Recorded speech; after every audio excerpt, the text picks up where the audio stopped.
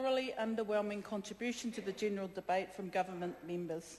Simon Power, Maurice Williamson diverted attention from the real issues facing New Zealanders. The discussion about leadership is a distraction, and members on that side of the House should look at themselves, because when the shine, when the gloss comes off their smiling Prime Minister, then the lens will be turned on them, and they should be concerned about what next for leadership within the National Party.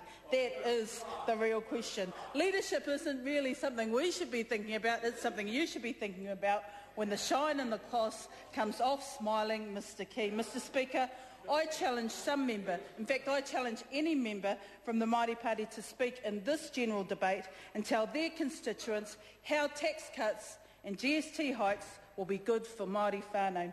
Since their national-led government introduced the Budget 2010 changes, not one constituent has come into my office or approached me when I'm out and about praising the tax cuts. Not one Māori constituent.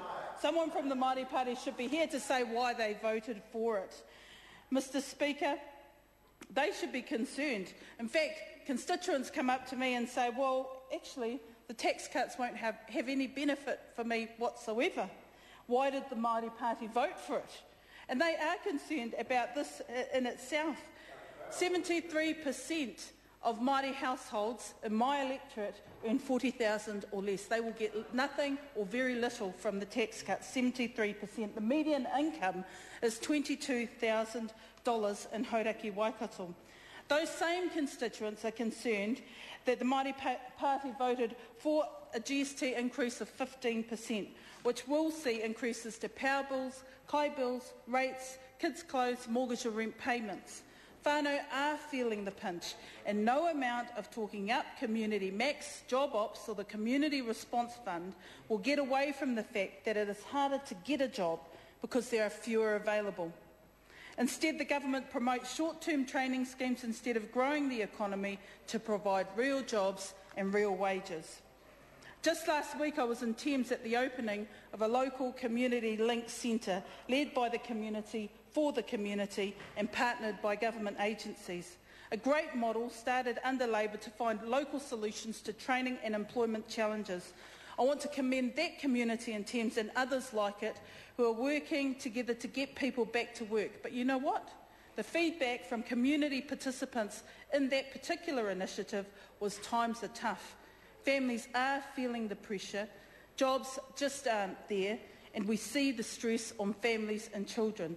Mr Speaker, if Budget 2010 was designed with the great majority of fair-minded, hard-working, keen New Zealanders in mind, then the proof of the pudding would be a productive and growing economy that creates jobs, jobs, jobs.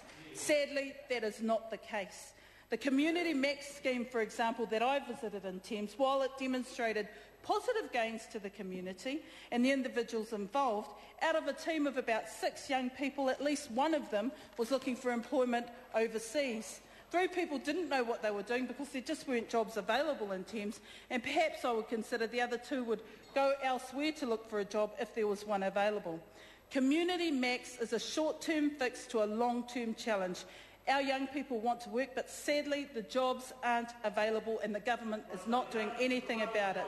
Mr Speaker, I am concerned. It's winter right now. I'm concerned for families and children, especially at a time when kids get sick.